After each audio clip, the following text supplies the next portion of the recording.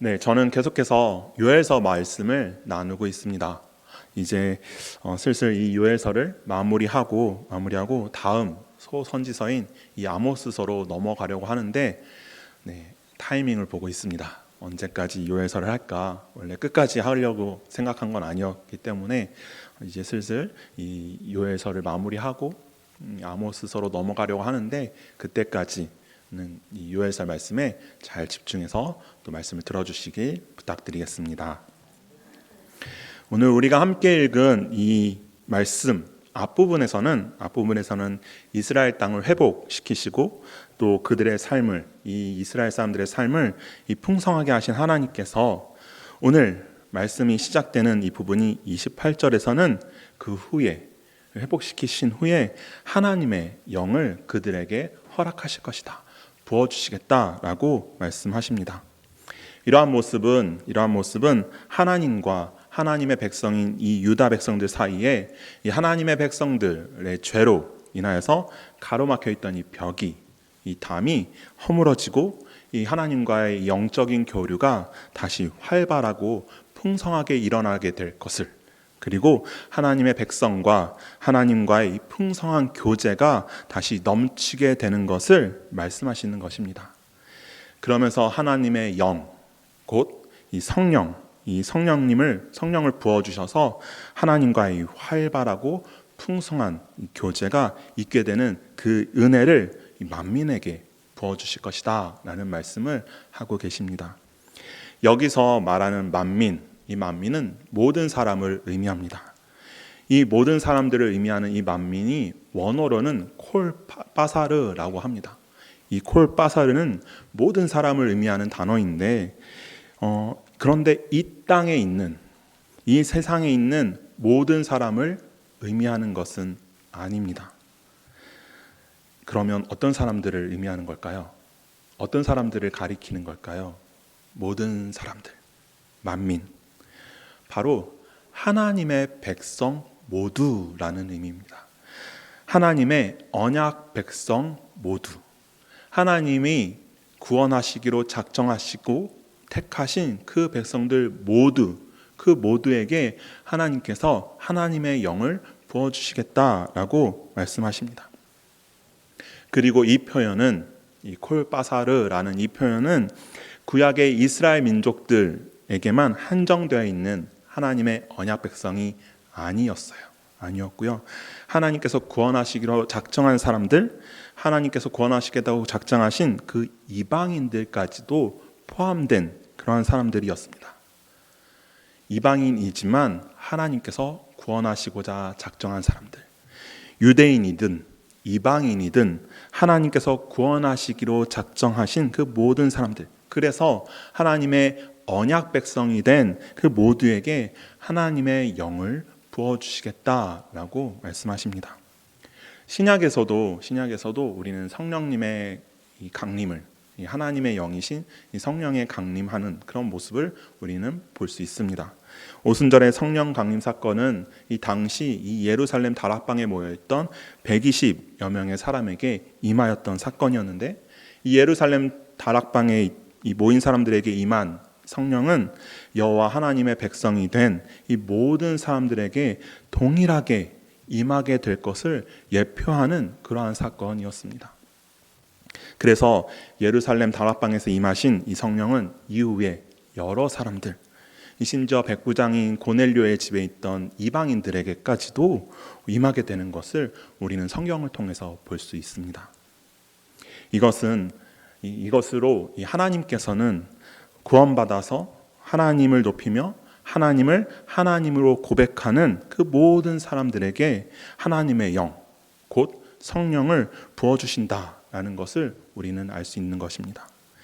요엘 선지자는 그 모든 사람들, 이 만민에 대한 이야기를 하면서 이 어른인 남성, 당시에는 남자 어른들만 숫자를 셌던 것을 보면서 것과 같이 그 어른인 남성에게만 집중하던 시대였는데, 요엘은 그 어른인 남성뿐 아니라 어린 자녀들, 노인들, 젊은이들까지 남녀노소 할 것 없이, 그리고 남종과 여종에 대한 이 언급을 하면서 이 신분이 높고 낮음과 상관없이 모든 이들을 이 요엘은 이야기하고 있습니다.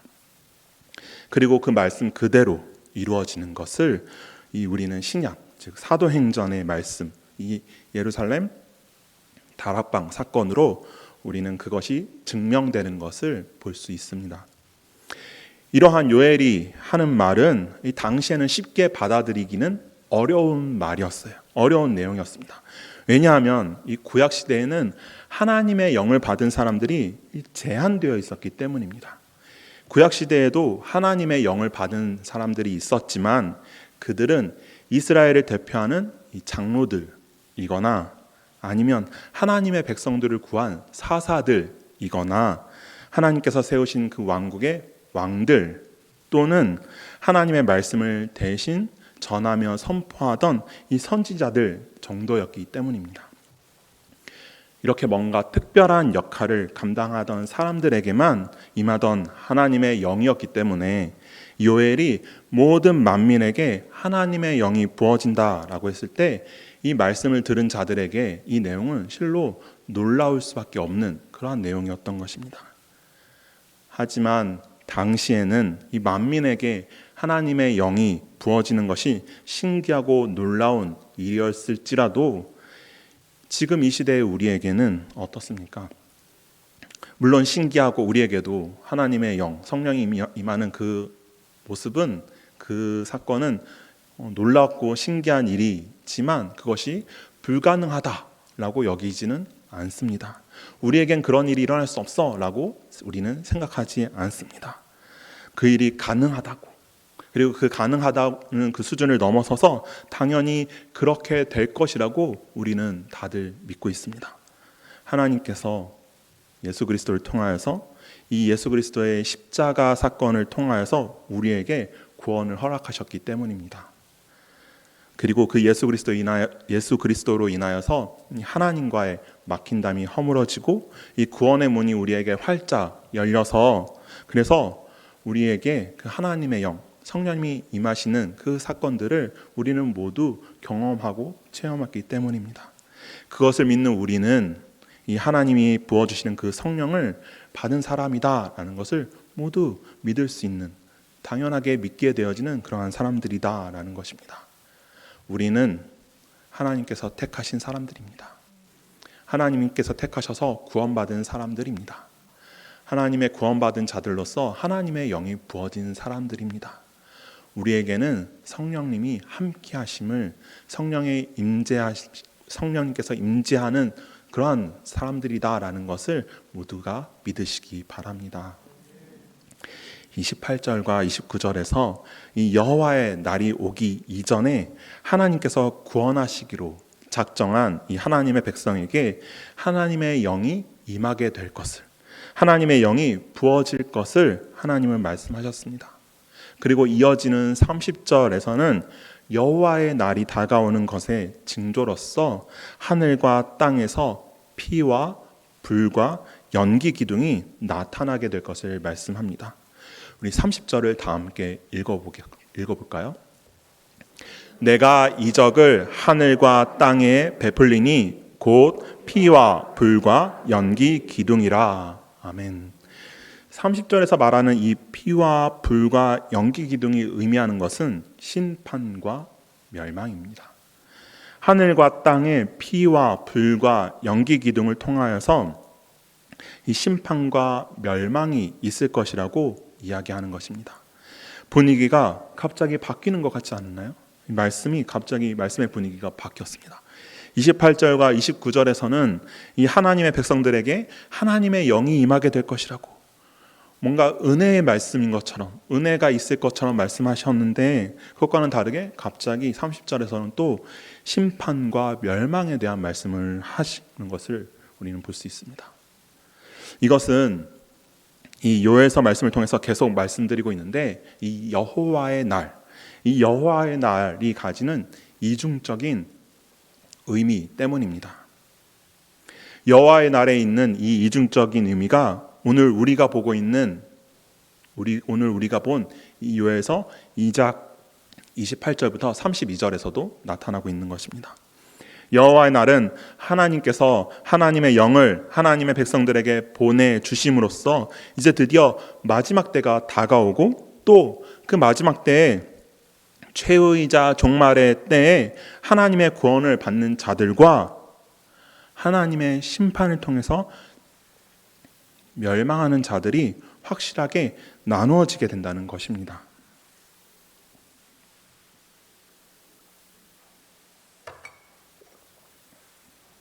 그런데 이 마지막을 의미하는 이 세 가지 이적들, 피와 불과 연기 기둥이 무엇을 의미하는지는 명확하게 알 수는 없습니다.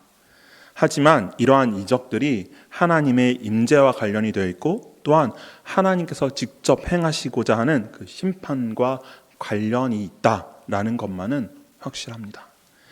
피라는 것은 이러한 의미입니다. 하나님께서 마지막 때에 피를 이적으로 보여주신다라는 것은 예수 그리스도의 십자가 피를 보여주시겠다라는 의미입니다.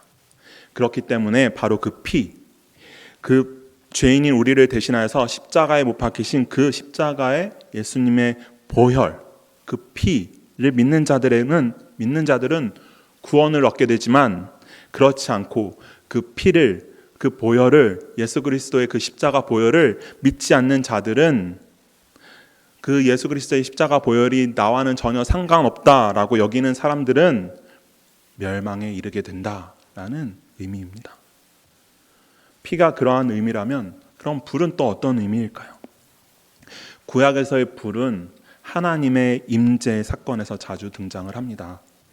모세가 호렙산에서 이 하나님을 만났을 때를 우리 한번 생각해 볼까요? 이 불이 떨기나무에 붙어서 사라지지가 않습니다. 출애굽기 3장 2절 말씀인데요. 우리 다 함께 같이 읽어보겠습니다. 여호와의 사자가 떨기나무 가운데로부터 나오는 불꽃 안에서 그에게 나타나시니라. 그가 보니 떨기나무에 불이 붙었으나 그 떨기나무가 사라지지 아니하는지라. 아멘.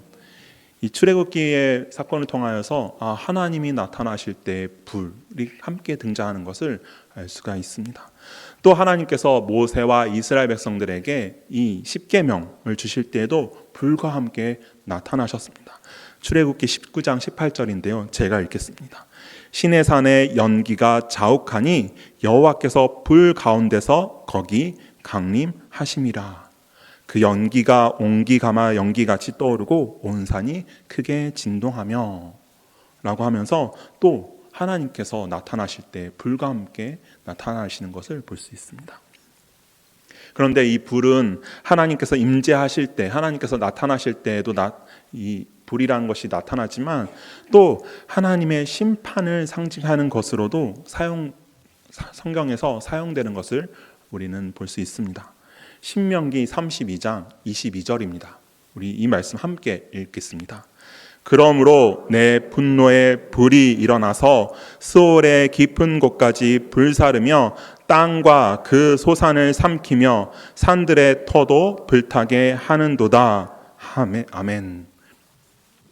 하나님의 임재와 하나님의 심판을 이 구약에서는, 성경에서는 이 불을 통해서 나타난다는 것을 우리는 알 수 있습니다. 그리고 마지막으로 등장하는 연기기둥, 피와 불과 연기기둥. 그 연기기둥도 동일하게 하나님의 임재와 심판을 동시에 나타내는 표현입니다. 창세기에서 하나님께서 타락한 이 소돔과 고모라를 심판하실 때 연기가 옹기가마의 연기같이 치솟았다라고 나와 있습니다. 그리고 조금 전에 우리가 불에 대해서 말씀드릴 때 함께 읽은 내용인 이 출애굽기에서 이 십계명을 주시는 장면에서도 연기가 옹기가마 연기같이 떠오른다라고 기록되어 있는 것을 볼 수 있습니다. 이렇게 구약 시대에서 하나님의 심판과 이 하나님의 임재의 그 상징으로 사용되던 그것들을 통해서 요엘은 여호와의 날이 다가올 때에 하나님께서 이러한 것들로 여호와의 날이 멀지 않았음을 우리에게 알릴 것이고 또 우리들은 그 이적들을 봄으로써 여호와의 날이 다가오는 것을 알게 될 것이다 라고 요엘 선지자는 이야기하고 있는 것입니다. 요엘이 이들에게 이렇게 여호와의 날에 대해서 자세하게 그리고 정확한 단어와 이 사건들, 표현들을 가지고 이들에게, 이 유다 백성들에게 말하는 이유가 무엇일까요?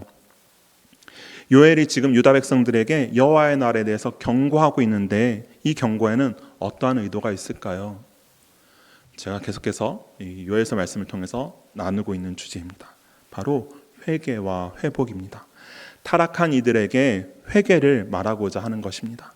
회개하여서 하나님과의 관계가 회복되면 여호와의 날에 우리는 구원받은 하나님의 백성이 될 수 있고 하나님의 영이 하나님의 백성 우리에게 부어지는 그 은혜를 누릴 수 있어. 하지만 그렇지 않으면, 회개하지 않으면 우리는 여호와의 날에 피와 불과 연기 기둥으로 심판하시는 그 하나님의 심판을 결코 피할 수 없어 라고 요엘은 이야기하는 것입니다. 그러면서 요엘은 이 여호와의 날에 크고 두려운 심판이 있음을 말하면서 하지만 여호와의 이름을 부르는 자들은 구원을 받게 될 것이다 라고 이야기합니다. 요엘은 계속해서 자신이 이야기하는 이 여호와의 날에 대한 이 의미를 이제는 조금 더 넓게 확장하여서 그 말씀을 이어가는 것입니다. 어떤 의미로 넓힌 걸까요? 이 여호와의 날에 대한 의미를 이 그리스도의 재림과 동시에 나타나게 될 이 세상 사람들을 향한 이 심판의 날로 확장시켜서 이야기합니다. 단순히 이 유다 백성들, 당시의 유다 백성들뿐 아니라 그리스도께서 다시 오셨을 때에 그 날에 있을 그 심판의 날에 대한 이야기로 그 의미를 조금 더 확장시켜서 이야기하는 것입니다. 그 날을 요엘은 크고 두려운 날이라고 하면서 우리가 감히 감당하기 어려운 어마어마하게 무섭고 두려운 날이다 라는 그 느낌을 주면서 사람들에게 이야기를 이어나갑니다. 그런데 하나님께서는 그 날이 오기 전에, 여호와의 날이 오기 전에, 최후의 날이 오기 전에 이미 계속해서 여러 사건들을 통해서 이 사람들에게 경고하신 것을 우리는 성경을 통해서 알 수 있습니다. 그 날이 얼마나 크고 두려울지를 이미 몇 번의 사건을 통해서 하나님의 백성들이 직접 그 고통을 경험하게 하면서 하나님은 우리에게 경고해 오셨던 것입니다. 어떤 것들이 있었을까요? 이 구약시대의 이스라엘 백성들은 이미 자신들의 나라를 잃고 다른 나라의 포로가 되어서 이 어렵고 힘든 생활들을 겪은 적이 있습니다. 아수르에 의해서 북이스라엘이 멸망했고 또 바벨론에 의해서 남유다도 멸망했고 신약 시대에는 로마에 의해서 예루살렘이 함락당하기도 했습니다. 이러한 몇몇 역사적 사건들, 그 역사적 사건들로 하나님의 심판이 얼마나 명확하고 또 철저하게 또 강력하게 사람들에게 임하는지를 우리는 알 수 있는 것입니다. 그리고 이러한 사건들은 여호와의 날, 마지막 때에 하나님께서 행하실 그 심판을 나타내는 것이라는 것을 우리는 깨달을 수 있는 것입니다.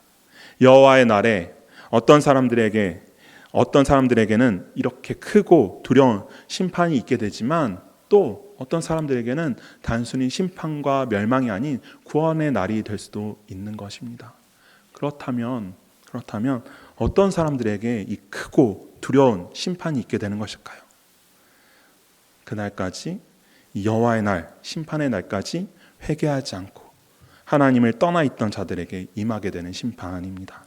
회개하지 않고 돌아서지 않고 하나님과의 관계가 회복되지 않은 자들에게는 하나님의 영이 부어지는 은혜가 없고 구원의 은혜를 받을 수 없게 되고 또 그들에게는 심판 후에 영원한 죽음만이 있을 뿐입니다.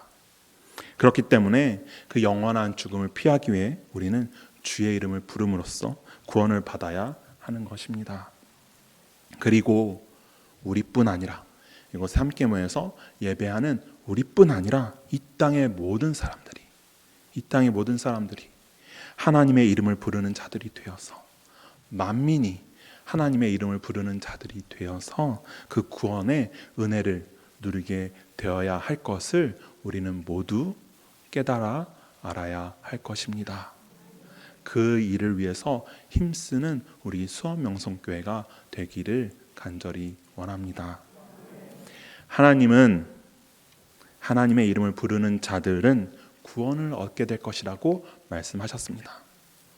오늘 32절 말씀입니다. 우리 함께 읽겠습니다. 누구든지 여호와의 이름을 부르는 자는 구원을 얻으리니 이는 나 여호와의 말대로 시온산과 예루살렘에서 피할 자가 있을 것이며 남은 자 중에 나 여호와의 부름을 받을 자가 있을 것임이니라. 아멘. 계속해서 말씀드리지만 여호와의 날에 모든 사람들이 다 크고 두려운 멸망을 당하는 것이 아닙니다. 하나님의 크고 두려운 심판 중에서도 하나님의 이름을 부르는 자들은 그 심판 중에서도 구원을 얻는다라고 하나님께서 약속하셨습니다. 그러면서 하나님의 이름을 부르는 자는 누구든지 구원을 얻는다라고 말씀하십니다. 누가 구원을 얻는다고요? 누구든지. 우리 다 함께 저를 따라서 해볼까요? 누구든지. 다시 한번. 누구든지 구원을 얻게 될 것이라고 말합니다. 어떤 누구든지일까요? 여호와의 이름을 부르는 누구든지. 이 누구든지는 오늘 앞에서 언급했던 그 어린 자녀들, 젊은이들, 늙은이들, 남종들, 여종들 할 것 없이 모두를 이야기합니다. 그리고 유대인, 이방인들 할 것 없이 누구든지를 의미하는 것입니다. 그 모든 사람들을 포함하는 그런 표현입니다. 요엘 선지자가 활동하던 당시에 일반적으로 이 유대인들, 이 이스라엘 백성들이 가지고 있던 이 선민 사상과 같이 이 한정된 이 뭔가 이렇게 그들만이 아니라 한정된 사람들만이 아니라 이 세상 모든 민족, 모든 사람들에게 여호와 하나님의 구원은 허락되어져 있다고 이야기하는 것입니다. 그런데 그냥 모든 사람은 또 아니에요. 어떤 사람들이에요? 여호와의 하나님의 이름을 부르는 자들. 여호와의 이름을 부르는 자들은 누구든지 하나님의 이름을 부르는 모든 사람들은 다 구원을 얻는다라고 말씀하시는 겁니다. 그러면 다시 한번 여쭤보겠습니다. 하나님의 이름을 부르는 사람들은 누구든지 다 구원을 받을까요? 아멘. 네. 하지만 또 성경은 또 다른 이야기를 하고 있습니다. 제가 그 말씀을 계속해서 이어가 보겠습니다. 이것은 단순하게 하나님의 이름을 부르는 것을 의미하지 않습니다. 이건 또 무슨 말일까요? 이 하나님의 이름을 부르는 자들은 누구든지 구원을 받는다면서요. 그런데 왜 또 아니라고 하는 거죠? 네, 그런 생각을 하고 계시나요? 네. 예수님께서 우리에게 이런 말씀을 주셨습니다. 마태복음 7장 21절 말씀입니다. 우리 마태복음 7장 21절 말씀을 함께 읽겠습니다. 나더러 주여 주여 하는 자마다 다 천국에 들어갈 것이 아니요 다만 하늘에 계신 내 아버지의 뜻대로 행하는 자라야 들어가리라. 아멘. 예수님을 보면서 주여라고 부르는 사람들이 다 천국에 들어가는 것이 아니다라고 예수님은 말씀하십니다. 그런 사람들이 다 구원받은 사람들은 아니다라는 뜻입니다. 온전하고 올바른 그러한 믿음이 있는 사람들이 아니라는 것입니다. 그리고 그런 올바르지 않은 믿음, 그 거짓된 믿음을 가지고 예수님을 쫓는 사람들에게 그 거짓된 믿음의 고백들은 아무런 힘이 없고 아무런 능력도 없고 아무런 유익이 없다라고 말씀하시는 것입니다. 그러면서 하늘에 계신 내 아버지의 뜻대로 행하는 자라야 천국에 들어갈 수 있다 라고 가르치시면서 삶으로 드러나는 그 진정한 믿음의 삶이 필요하다라고 예수님은 말씀하시는 것입니다. 변화된 삶 없이, 그리고 그 가르침대로 사는 모습 없이 성경의 말씀을 따라서, 하나님의 가르침을 따라서, 예수님의 가르침을 따라서 사는 그러한 삶 없이 하나님의 이름을 부르는 것은 아무런 의미가 없다라는 것입니다. 우리도 그러한 모습들을 자주 봅니다. 다른 분들 생각하지 마시고 나 자신을 바라보면 좋겠습니다. 나는 어떤 믿음의 삶을 살아내고 있는가? 이곳에 모인 우리 성도 여러분들은 다 주님의 이름을 부르는 분들이시잖아요. 그렇죠? 주님의 이름을 부르는 우리는 나는 과연 내가 부르는 그 주님의 이름, 내가 주님의 이름을 부를 수 있게 된 그 믿음대로 살아가고 있는가? 나는 교회 다니면서 이 세상의 빛과 소금의 역할을 잘 감당하고 있는가? 믿지 않는 사람들과 함께 있는 그 세상에서뿐 아니라 이 믿는 이들이 함께 모여있는 이 교회 공동체 안에서도 얼마나 덕이 되고 본이 되는 모습으로 믿음 생활을 하고 있는가? 내 모습을 통해서 다른 사람들이 마음이 어려워지고 다른 사람들을 시험에 들게 하는 모습은 내 안에 없는가? 내가 과연 하나님을 믿습니다. 하나님을 내 삶의 주인으로 모시고 있습니다. 그렇게 삽니다. 하나님을 사랑합니다. 라고 하면서 그렇게 고백하면서 그 입술에 고백대로 살아가고 있는가?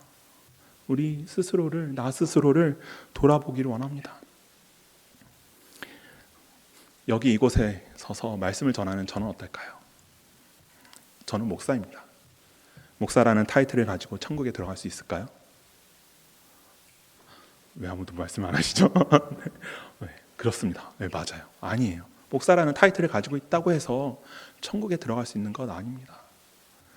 하나님의 말씀을 전하니까 이 천국에 들어갈 수 있을까요? 제가 예배 때마다 이렇게 매주는 아니지만 이렇게 말씀을 전하니까 목사님은 당연히 하나님의 말씀을 전하는 자로서 천국에 들어갈 거야. 우리 그런 생각 아무도 안 가지고 있잖아요. 그거 옳은 믿음이 아닙니다. 그 목사라는 직분에 맞게 살아가는 그 믿음의 삶을 살아가는 모습이 저에게 있어야 하는 것입니다. 제가 말씀을 전한다면 그 말씀을 전하는 그대로의 삶이 제 안에 있어야 하는 것입니다. 그것이 올바른 믿음을 가진 자의 모습이고 그것이 하나님의 말씀을 따라 살아가는 자의 모습이다라는 것입니다. 그저 주여 주여 하는 자마다 천국에 들어가는 것이 아니라 하나님의 말씀을 하나님께서 가르치는 대로 아버지의 뜻대로 행하는 자라야 들어갈 수 있는 곳이 천국이다라고 예수님은 분명하게 말씀을 하십니다. 우리는 믿음으로 하나님을 부르게 된, 하나님의 이름을 부르고 하나님을 아버지로 고백하는 입술을 가지는 그 은혜를 가지게 되었습니다. 그 은혜를 입은 자들입니다. 그리고 우리는 그 믿음으로 살아가는 그 믿음의 삶을 살 수 있는 그 은혜를 입은 자들입니다. 우리가 하나님을 부르는 이 입술을 가지게 된 그 믿음과 우리가 믿음의 삶을 살 수 있게 된 이 믿음은 서로 다른 믿음이 아니다라는 것입니다. 다들 아시는 단어입니다. 언행일치. 어떤 의미인지 아시죠? 말과 행동이 같아지는 것입니다. 혹여나 나는 하나님을 아버지로 고백하는 이 믿음을 가졌어. 하나님은 내 아버지야. 난 하나님을 아버지로 고백하는 이 믿음이 있으니까 나는 구원을 받은 거야 라고 하면서 전혀 다른 삶의 모습을 살아간다면, 그 말하는 것과는 전혀 다른 행동을 하게 된다면 그것은 그 누구도 그것이 올바른 믿음이다 라고 여기지 않습니다. 하나님도 분명히 그렇게, 예수님도 우리에게 분명히 그렇게 가르치고 계시는 것입니다. 그렇다고 해서 제가 지금 여러분들에게 행위 구원론을 말씀드리는 것이 아닙니다. 우리의 믿음이 있다면 그 믿음에서 드러나는 그 행동이, 그 삶의 모습이 있다라는 것을 말씀드리는 거예요. 믿지 않는 사람들이 보기에는 어떨까요? 나 교회 다녀, 나 예수님 믿어, 너도 교회 와, 나랑 같이 예수님 믿자, 그래야 우리에게 구원이 있어 라고 말하면서 전혀 하나님의 자녀답지 않은 모습으로 살아간다면, 그러한 모습을 사람들에게 보인다면, 예수님의 제자답지 않은 모습을 보인다면 그 누가 그 사람이 다니는 교회에 다니고 싶어 하겠습니까? 그 누가 그 사람이 믿는 그 예수님을 믿고 싶어 하겠습니까? 그 누가 그 사람이 듣고 배운 그 하나님의 말씀을 듣고 배우고 싶어 하겠습니까? 교회 안에서도 함께 믿는 그 사람들이 그러면 마음이 상하고 어려운데, 믿지 않는 사람들에게는 어떤 선한 영향력을 우리가 줄 수 있겠습니까? 하나님의 이름을 부르는 자들로서, 하나님을 아버지로 고백하는 자들로서, 예수님을 주로 시인하며 고백하는 자들로서 그 부르는 그 여호와의 이름을 부르는 그 모습으로 살아가는 그런 우리 수원명성교회 성도 여러분들이 다 되시기를 간절히 원합니다. 지금은 말세입니다. 우리는 예수님의 승천 이후에 예수님께서 다시 오실 때까지 말세를 살아가는 사람들입니다. 즉 예수님께서 다시 오셔서 행하실 그 하나님의 심판을 기다리며 살아가는 사람들이다라는 것입니다. 언젠가 여호와의 날을 맞이하게 될 것입니다. 그때를 살아가는 우리는 믿음을 가진 자로서 하나님의 이름을 부르는 자들로서 어떤 모습으로 살아가야 하겠습니까? 그 날이 가까이 오고 있음을 깨닫고 그 날이 반드시 온다는 것을 믿고 하나님께서 심판하시는 그 여호와의 날이 우리에게도 분명하게 있음을 알고 항상 영적으로 끼어서 하나님을 찾고 하나님을 예배하고 하나님의 뜻에 합당한 모습으로 살아가는 우리가 되어야 하겠습니다. 그 삶은 예수님의 가르침을 따라 예수님을 본받는 삶입니다. 예수님께서는 이 땅에 오셔서 제자들과 예수님을 따르는 사람들에게 하나님의 이름을 알게 하셨습니다. 그래서 그들로 하여금 하나님의 이름을 부를 수 있도록 하셨습니다.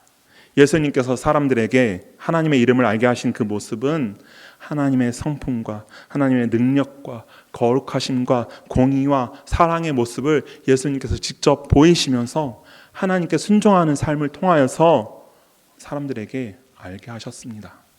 우리도 이와 같이 예수님의 삶을 본받는 자들이 되어야 하겠습니다. 여기에 모인 우리 모두는 하나님의 이름을 부르는 자들입니다. 아멘. 우리 모두 하나님의 이름을 부르는 자들로서 구원받은 사람들입니다.